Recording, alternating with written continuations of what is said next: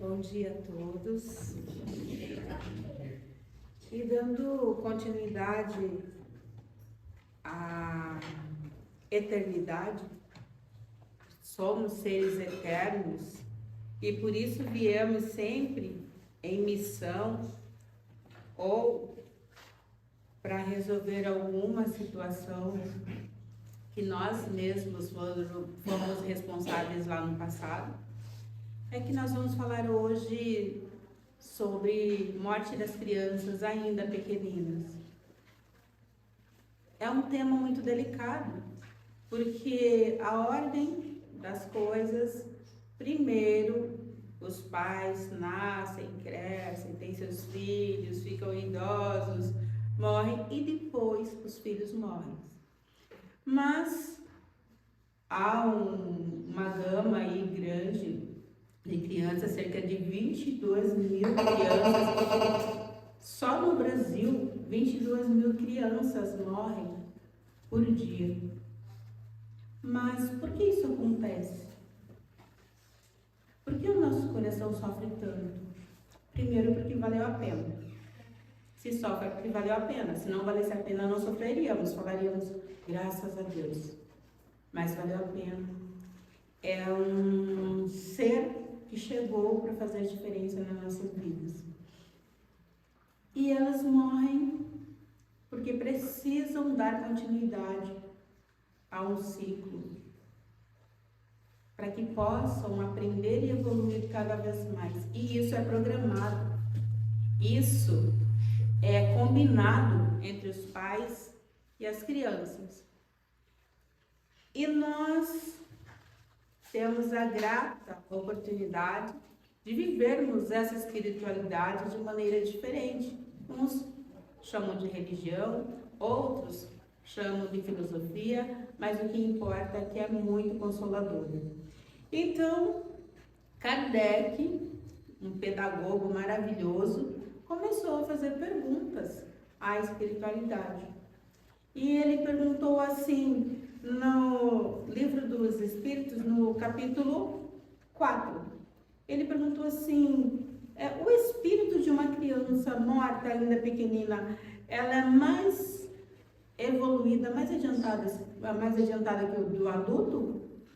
E o Cicerone disse assim, às vezes sim, às vezes é muito mais adiantada que um adulto, porque já teve uma vivência maior, porque já aprendeu mais, porque tem mais conhecimento sobre a vida espiritual. Então ela pode sim ser mais adiantada que o adulto. E aí, ele, pedagogo como era, ele já emendou, mas essa criança, né, a criança quando morre ainda pequena, ela pode ser mais adiantada que os seus pais? Ele disse sim, pode sim. Não vê com frequência no dia a dia, e muitas vezes no nosso dia a dia a gente olha muitas vezes para um filho de uma amiga, ou para qualquer criança e fala assim, nossa, que criança adiantada, parece que já é adulta, né? Parece um mini adulto falando. Isso é comum. Por quê? Porque já teve muito mais vivências do que nós. Mas nós, nas nossas condições humanas, a gente muitas vezes não percebe isso, a gente fica no apego. É meu, né? Deus me deu. E Deus, Ele empresta presentes todos os dias pra gente. O dom do acordar, o dom do caminhar, o dom da gente...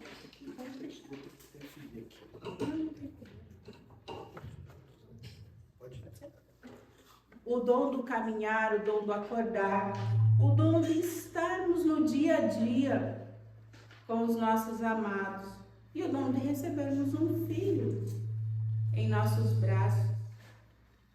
Isso é maravilhoso. E aí Kardec pergunta na 198, ele fala assim, mas uma criança que morre em tenra idade, não tendo podido fazer o mal, ela pertence ao grupo dos espíritos superiores? E aí a espiritualidade diz assim, olha, se não pôde fazer o mal, também não teve tempo de fazer o bem. Então, Deus, ele é justo, bom e trata a todos igualmente.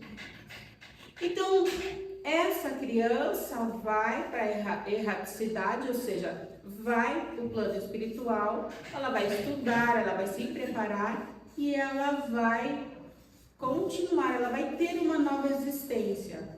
Se o melhor para ela for esse planeta, o planeta Terra, virá para o planeta Terra. Se for um outro planeta, irá também. Porque nós vivemos para evoluir cada vez mais.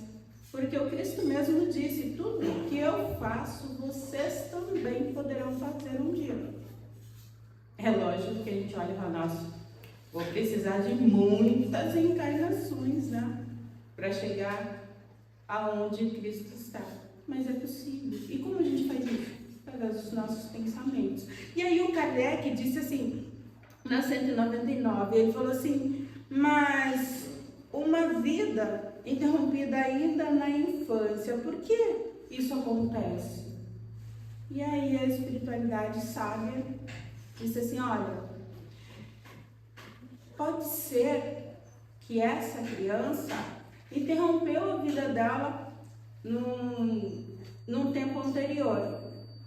E aí, diante desse interrompimento, ela foi para a espiritualidade. Ela aprendeu, se preparou e voltou para cá, ou para qualquer um outro lugar, mas no caso do Kardec fazia pergunta direcionada, e voltou para a Terra para poder continuar uma nova existência e viver aquele pedaço que ela se privou de aprender, por medo, por insegurança, e precisou voltar para essa experiência. Por isso, muitas vezes, temos o pequenino ou a pequenina nos braços por algum tempo, pode ser meses ou anos, eles voltam para casa. E isso é importante. E aí o Kardec disse assim na 199, mas em que se transforma um espírito ainda morto, pequenino. E ele disse, recomeça uma nova história. Porque Deus é justo, Deus é bom. Deus não prefere um e deixa o outro desamparado. Ele cuida de todos igualmente. Imagine a parábola do semeador. Ele foi e disse para o seu ajudante, para o seu secretário.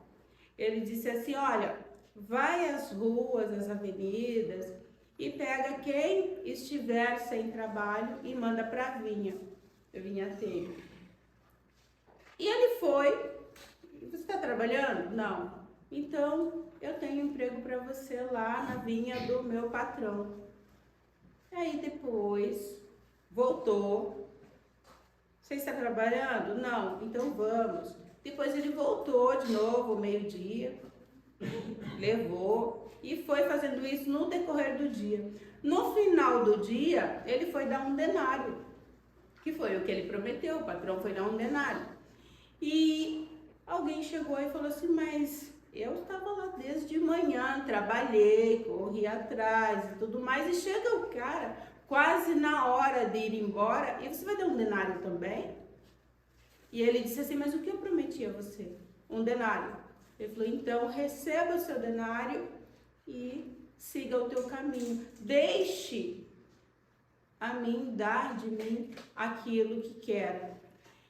E se a gente for colocar isso através da morte, nós verificamos que existe os trabalhadores da última hora e existe aqueles que já estão lá.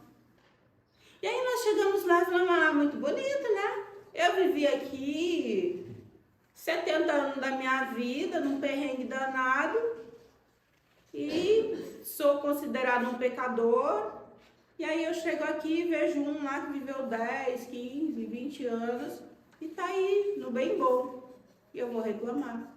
Então, através da reencarnação, Deus pode virar para nós, a espiritualidade, né? Vira pra gente e fala: irmão, irmã, você está no seu processo de lapidação. Ele também está no processo dele. Só que ele já se adiantou antes. Na verdade, ele é o trabalhador da primeira hora e não da última hora. Da última hora é você que está chegando agora. E é através disso que a gente tem a certeza de que existe um Deus fiel, que cuida de todos nós com amor e carinho.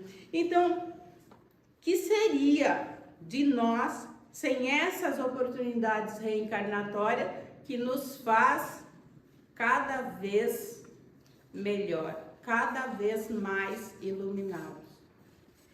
E ele diz assim, que com que direito seria uma pessoa libertada do teu corpo e ter o bom da vida, regalar-se no melhor, enquanto o outro estaria injustamente, porque nada é injusto, lutando pela sua evolução. E ele diz assim, uma tal ordem de coisa não poderia estar de acordo com a justiça divina. E é pela reencarnação que se faz esse equilíbrio que nós vivemos hoje e que já vemos, né, desde lá do início, trabalhando até chegar agora. E é na infância que se faz, né, que nós nascemos pequeninos, se faz essa graduação.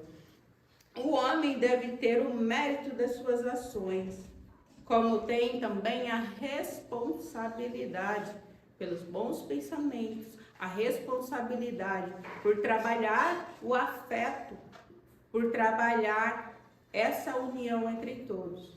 Porque nós não viemos para ser nômades, nós viemos para trabalhar uns com os outros e evoluirmos juntos, dar as mãos e crescermos. E ele diz assim, não é, aliás, razoável considerar-se como um estado de inocência, a infância, e não se vê em crianças dotadas de instinto numa idade em que a educação ainda não se tem influência, e não se vê em algumas que parecem trazer inato a astúcia, a falsidade, a perfídia e o instinto mesmo de roubo, de assassínio, e isso não obstante aos bons exemplos do meio. Muitas vezes nós vemos crianças ainda pequenas numa situação que a gente fala, isso não pode ser uma criança, é um adulto. Principalmente quem lida na área da educação ou da saúde se depara com situações assim que a gente fica espantado. O Divaldo, por exemplo, ele conta a história de um dos filhos dele. O Divaldo, ele tem um educandário lá na Bahia, né, no bairro Pau da Lima, e ele conta que chegou um dos filhos dele e ainda pequenino, o garotinho nem sabia falar direito e ele já tocava o terror nas tias, né, que cuidavam dele. Ele fazia faquinhas assim de madeira e as tias falavam, mas por que isso? E ele falava, porque eu quero matar você, eu quero ver o sangue quente escorrendo. E como é que um toquinho pequenininho sabia de tudo isso? E aí foram falar para o Divaldo chamou e falou assim, mas por que você está fazendo isso, filho? Aí ele falou, eu não sei. Ele falou assim, mas e como que você sabe que o sangue é quente? Ele falou, não sei, eu só sinto. E aí a Joana explicou para o Divaldo que era um espírito que havia sido um matador de aluguel em outra existência e estava ali para lapidar. E estava aos cuidados do Divaldo. Então, certo dia, quando ele completou cerca de 8 anos, mais ou menos, o Divaldo chamou e falou assim, filho, acordo. As tias estão com medo de você. E a sociedade, ela te trouxe para mim, ela te deu com muito amor e carinho, acreditando que eu sou responsável por fazer de você um homem de bem. E esse é o meu papel. E se você fizer qualquer coisa errada, eu estarei frustrado, porque eu entenderei que eu não sou apto para educar nem a você e nem aos seus irmãos. Então vamos fazer um acordo. Você, se não aceitar esse acordo, você vai precisar sair daqui. Ele falou, não, tio, você é meu pai. Ele falou, então, só que quando você pensar em fazer o mal para alguém, matar alguém, você vai precisar vir e fazer isso em mim primeiro. Você vai precisar me matar primeiro. Ele se assustou e falou, não, tio, eu não vou te matar. Você cuidou de mim, você é meu pai. Então, eu não vou matar ninguém. E aí o tempo foi passando, ele saiu da mansão do caminho, o Divaldo encontrou ele e falou, e como está? Eu falei, eu ainda sinto vontade de matar pessoas, mas quando isso vem, eu lembro que eu vou ter que fazer em você primeiro, então eu não faço. E aí, passado mais um tempo, o Divaldo encontrou, ele se tornou um grande artista plástico, e aí ele falou assim, vê, tio, hoje em dia eu dou vida à madeira. Então, olha a importância que nós temos na vida dessas crianças, na vida de qualquer criança. Independente de ser um educador, independente de ser o Divaldo, que é mestre nisso tudo, trabalha junto com a Joana, com o Dr. Bezerras, enfim. Mas nós, no nosso dia a dia, nós podemos plantar sementes nessa criança, independente de ser nosso filho ou não, na qualidade de educadores ou de cuidadores, né, de seres da sociedade, nós temos um papel importante de fazer com que esses espíritos que vêm para aprender, que vêm para essa escola, porque a Terra ela é uma grande escola, que eles venham e voltem para casa com o dever cumprido e nós voltemos para casa com o dever cumprido. Porque nós não estamos em contato com essas crianças à toa. Nós estamos em contato porque precisamos, porque temos as nossas dívidas kármicas também e viemos aqui para poder lapidar. E quando voltarmos para casa, a pergunta será: que fizeste aos meus pequeninos? Estava com fome? Deste comida? Estava com sede? Deste água? Estava nu? Agasalhaste? O que fizeste por eles? E aí é a hora que a consciência começa a expandir e começamos a pedir por nova oportunidade de experiências aqui na Terra. E muitas vezes caímos nesse, 2 aninhos para você vivenciar ali com aquela criança que hoje é o seu pai e que você, ou sua mãe, que você não cuidou lá atrás, vivencia esse período de amor, de amorosidade. Então a gente tem que agradecer cada vez que Deus nos dá a oportunidade de ter um serzinho nos braços e voltar para casa. Por quê? Porque é sinal de que cumprimos a missão corretamente. Então agradeçamos sempre. E ele diz assim, não é razoável, aliás, considerar essa infância como estado de inocência, porque não é inocente, já vivemos muitos e muito tempo lá e voltamos novamente, então estamos criança, não somos criança, já temos uma bagagem muito grande lá, tanto que muitos às vezes são bem mais adiantados que os pais. Se formos colocar na balança, por exemplo, Jesus, Maria e José, Jesus é muito mais adiantado que Maria e que José. E, no entanto, veio na condição de filho. Mas Cotoquinho já estava lá no templo, lá pregando, passando as coisas que precisava passar a humanidade. Então, não vem algumas que parecem trazer inato, astúcia, perfídia. A gente já vê muitas vezes isso no dia a dia. Até falamos sobre o filho do Divaldo, e ele diz assim: ó, a lei cível, ele absolve os erros por considerar que elas agem mais instintamente do que deliberado propósito. Ou seja, a criança, ela não tem muito clivo daquilo que ela vai fazer, que ela está fazendo, e ela vai fazendo por instinto, e cabe aí essa lapidação, como o Divaldo fez com o filho dele. E de onde vem essa perversidade, se não da inferioridade do espírito? Pois a educação nada tem a ver com isso. E aqueles que são viciosos é porque progrediram menos e têm que sofrer as consequências, não por ser criança, mas por ter uma existência anterior, e esse débito tem que virar em crédito, tem que se transformar em crédito. E é assim que se faz a justiça de Deus no dia a dia. Então, a criança, ela pode ser mais adiantada que seus pais, ela pode ser mais adiantada que um adulto, porque ela pode ter vivido muito mais antes e ter uma experiência muito maior.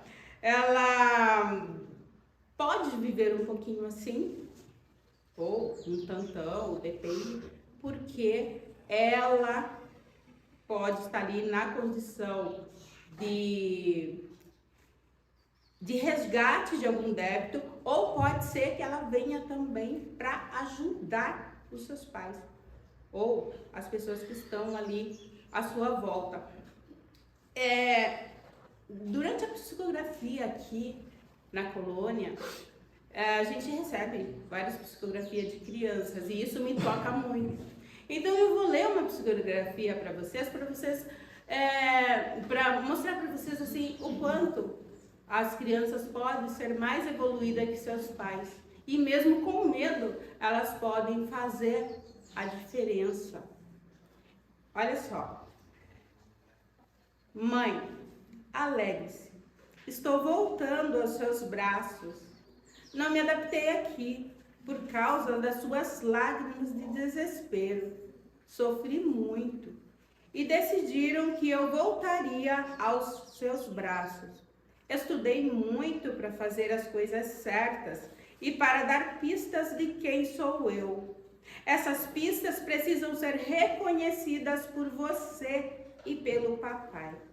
Estou com medo da sua reação, porque quer que eu volte, mas será que irá me reconhecer? Será que não vai me abandonar e maltratar? Porque o seu amor é todo dedicado a mim antes de eu morrer. Estou com medo e fico muito triste quando penso. Me avisaram que isso poderá acontecer e preciso ser forte. É por isso que estudei tanto. Chego nos seus braços no final do ano que vem. Estou de volta na sua vida. Sente-se culpada pela minha morte.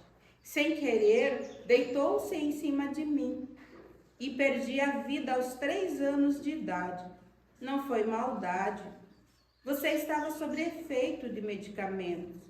Tomou uma injeção para a gripe e teve forte reação. Com sono, não me percebeu e virou-se na cama. Foi muito triste. Não se perdoa de jeito nenhum. É por isso que preciso voltar. Senão o papai vai embora e a vovó vai internar você em uma clínica. Até mais. Te amo, Amanda Luísa. Por essa psicografia, nós podemos inserir tranquilamente no texto e verificar que a criança, ela não está voltando porque ela precisa voltar, mas ela está voltando porque ela ama a tua mãe, porque ela ama o seu pai, ela não quer a família desfeita. Então ela está voltando para os braços da mãe, mas ela tem medo, porque a mãe está tão desesperada na sua angústia que ela não sabe se a mãe vai acolhê-la da mesma maneira que acolheu antes. Porque a mãe a ama como ela era, não como ela está. Então pode ser que a mãe não a reconheça, e por mais que ela tenha estudado para poder dar pistas de quem ela tem medo.